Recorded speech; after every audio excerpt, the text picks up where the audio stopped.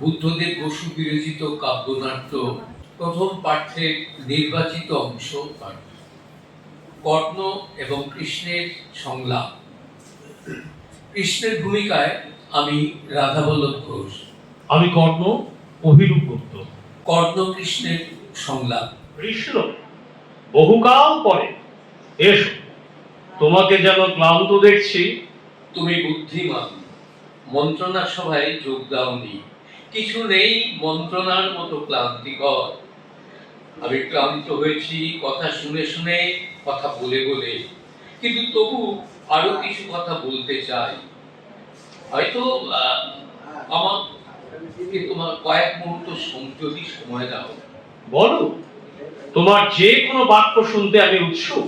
আমার বক্তব্য আজ রিজু, হয়তো এতক্ষণে তোমার অজানাও নেই। তাহলে তারা তোমারই দুটি, কুন্তী আর পাঞ্চালী। তাহলে আমার পরামর্শ উপেক্ষা করে তারা তোমার কাছে এসেছিলেন? কি বললেন তারা? কর্ণ, ফিরে এসো, ফিরে এসো তোমার মাতৃ হৃদয়ের সিংহাসনে। কর্ণ, যুদ্ধ করো না, আমি তোমার বন্ধু হতে চাই। আমারও মাঝে মাঝে ইচ্ছে করে যুদ্ধ ছেড়ে, রাজনীতি ছেড়ে রাখাল হয়ে মনে মনে বাঁশি বাজাই। শুনেছি পরজন্মে তাই আমার নাকি ভাগ্য লিখত। ভাবতে ভালো লাগে। বাঁশির সুর, অপরাধহীন সকাল থেকে সন্ধ্যা, দুপুর বেলায় বটের ছায়ায় তন্দ্রা। কিন্তু আমি তা চাই না। আমি চাই না উদ্ভিদের মতন জীবন। আমার সার্থকতা চেষ্টায়, সংগ্রামে। কর্ণ, আমি তোমাকে শ্রদ্ধা জানাই, কেননা সব বুঝেও, সব সত্ত্বেও, কুন্তীর আবেদন, পাঞ্চালীর প্ররোচনা সত্ত্বেও তোমার চরিত্র থেকে স্খলিত হওনি তুমি। আসো তোমার নিজত্বেও নিয়ে অবিকল। তবু একটি প্রশ্ন আমার, এই আসন্ন যুদ্ধের অর্থ কি তুমি ভেবে দেখেছো? মনে হচ্ছে তুমি উৎসাহিত নও যুদ্ধে, উৎসাহিত নও পাপীরা শাস্তি পাবে বলে, ধর্মের জয় হবে বলে। চেয়ে দেখো কর্ণ, দৃষ্টিপাত করো চারদিকে। মঙ্গল মাস অগ্রহায়ণ, শীত নেই, গ্রীষ্ম নেই, ঋতু প্রসন্ন, সূর্য স্পর্শ বায়ু, শস্যপূর্ণ বসুন্ধরা, সোনালী ধানে সোনালী রোদ বিশ্রান্ত, বৃক্ষ ফলবান, জল সাধু, পশুরা পরিপুষ্ট, ঘরে ঘরে নবান্ন ভোজের আয়োজন। কিন্তু অগ্নিবাণে দগ্ধ হবে শস্য, ভস্মীভূত হবে গ্রাম, সর্পবাণে বিষাক্ত হবে বায়ু, বারুণাস্ত্রে আবির হবে জল, ব্রহ্মাস্ত্রে গর্ভের শিশু নিহত হবে। কর্ণ, এই কি তোমার অভিপ্রেত? আমার অভিপ্রেত কিছু নেই, শুধু কর্তব্য আছে। কর্ণ, আমি জানি তুমি নির্লোভ, তুমি ত্যাগী। পৃথিবীর প্রভুত্ব তুমি ফিরিয়ে দিলে, উপেক্ষা করলে উজ্জ্বল বংশ পরিচয়। আর তাই বলি, কুন্তী তোমার জননী বলে নয়, কোনো জ্ঞাতিত্ববোধের অন্ধ নির্দেশে নয়, কিন্তু মানুষের মঙ্গলের জন্য, নিখিলের দুঃখ লাঘবের জন্য। তুমি কি আজ নম্য হতে পারো না? পারো না তোমার স্বরক্ত শাখায় ফিরে যেতে? ভুলতে পারো না তোমার আত্মাভিমান? আত্মাভিমান ছাড়া আর কি আছে আমার? অসংখ্যের দুঃখ বা সুখ তাও বিবেচ্য নয়? আমি প্রার্থনা করি সুখ, আয়ু, শান্তি অসংখ্যের জন্য, কিন্তু ইচ্ছুক নও তার সম্পাদনায়। আমার যুদ্ধ আমার নিজস্ব, আমার ব্যক্তিগত। কার সঙ্গে, কিসের জন্য? কোন না কোন আমি সঙ্গে। চাই অর্জুনের সঙ্গে দ্বন্দ্ব যুদ্ধ, আর কিছু নয়। এখনো চাও অর্জুনকে ভাই বলে জেনেও? সব হত্যাই ভ্রাতৃহত্যা। কিন্তু যেখানে হত আর হন্তা একই গর্ভের সন্তান, সেখানে রক্তে জাগে না বিদ্রোহ? বিদ্রোহ না, উল্লাস। কেউ জানে না কৃষ্ণ, আমি ছাড়া কেউ জানে না কাকে বলে রক্তের টান, সদর সম্বন্ধ। বহুকাল ধরে অন্ধভাবে, অজ্ঞান ভাবে আমি চেয়েছি স্পর্শ করতে, আলিঙ্গনে জড়াতে, কুন্তির স্তনে পুষ্ট পাঞ্চালীর চুম্বনে উৎফুল্ল অর্জুনকে। আমি দেখছি তোমার হৃদয় দ্বিখণ্ডিত। এক অংশ চায় ভালোবাসতে, আর অন্য অংশ শত্রুতায় বদ্ধমূল। শত্রুতা? কে বলে শত্রুতা? প্রেম, কৃষ্ণ, তীব্রতম প্রেম, ঘনিষ্ঠতম ভ্রাতৃত্ব, নিবিড়তম মিলন। ছিন্ন ত্বক, দীর্ণ মাংস, শোণিত স্রাব, শ্বেত কম্পন, মূর্ছা, যন্ত্রণা, আনন্দ, হত্যার তরি আনন্দে মিলন। আমার বন্দি বাসনা মুক্ত, আমার ঊর্ধ্বভাবে তৃপ্ত, আমার নির্ভীত স্বপ্ন সফল।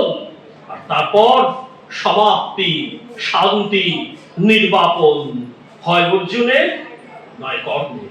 অর্জুনের নয়, কর্ণের। কে জানে অর্জুন আর কর্ণ যখন প্রতিদ্বন্দ্বী, খেয়ে বলতে পারে ফলাফল?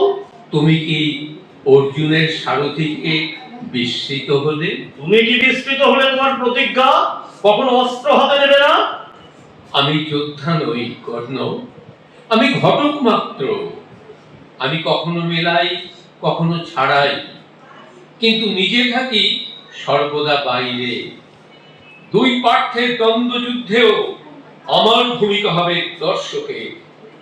কিন্তু যেহেতু তোমরা দুজনে বলে বীর্যে সমকক্ষ, সমান দক্ষ অস্ত্র চালনায়, যেহেতু তোমাদের মধ্যে সম্ভব নয় একের হাতে অন্যের পরাভব, আমাকে তাই বিনা স্পর্শে অতি মৃদু হাতে খসিয়ে দিতে হবে গ্রন্থি, এগিয়ে আনতে হবে সমাপন।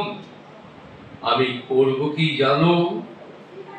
মায়া বলে ডুবিয়ে দেব তোমার রথের চাকা মাটিতে, ভুলিয়ে দেব তোমাকে সেই দিব্যাস্ত্রের নাম যা পরশুরাম তোমাকে দিয়েছিলেন। আর তারপর তুমি যখন রথের চাকা টেনে তোলার চেষ্টায় ঘর্মাক্ত, উদ্বিগ্ন, ধনুর্বাণহীন, আমি তখন বলবো, অর্জুন দ্বিধা করো না, এই তোমার সুযোগ, সংহার করো শত্রুকে। ক্ষিপ্র হবে অর্জুনের উত্তর, বজ্রতুল্য অঞ্জলিক বাণের আঘাতে তোমার ছিন্ন শির মিলিয়ে যাবে রশ্মির মতো ঊর্ধ্বাকাশে, সূর্যমণ্ডলে। তুমি এই করবে? আমার চোখে পলক পড়বে না। তুমি লজ্জা পাবে না মিথ্যাচারে, প্রতারণায়? আমি তোমাকে অগ্রিম সব জানিয়ে দিলাম, এর নাম মিথ্যাচার। অর্জুন লজ্জা পাবে না অন্যায় যুদ্ধে জয়ী হতে? সব যুদ্ধই অন্যায়, সব হত্যাই ভ্রাতৃ হত্যা। কিন্তু তুমি আর অর্জুন সমতুল্য, অতুলনীয় দুই বীর।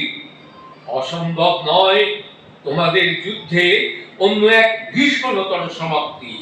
অকথ্য, প্রায় অকল্পনীয় দুই ভ্রাতার, দুই পার্থের, একই গর্ভে সঞ্জাত দুই পুরুষের পরস্পরের হাতে সংহার, একই মাতৃশনিতে নিমজ্জন, যুগপৎ মৃত্যু, দ্বিগুণিত হত্যা।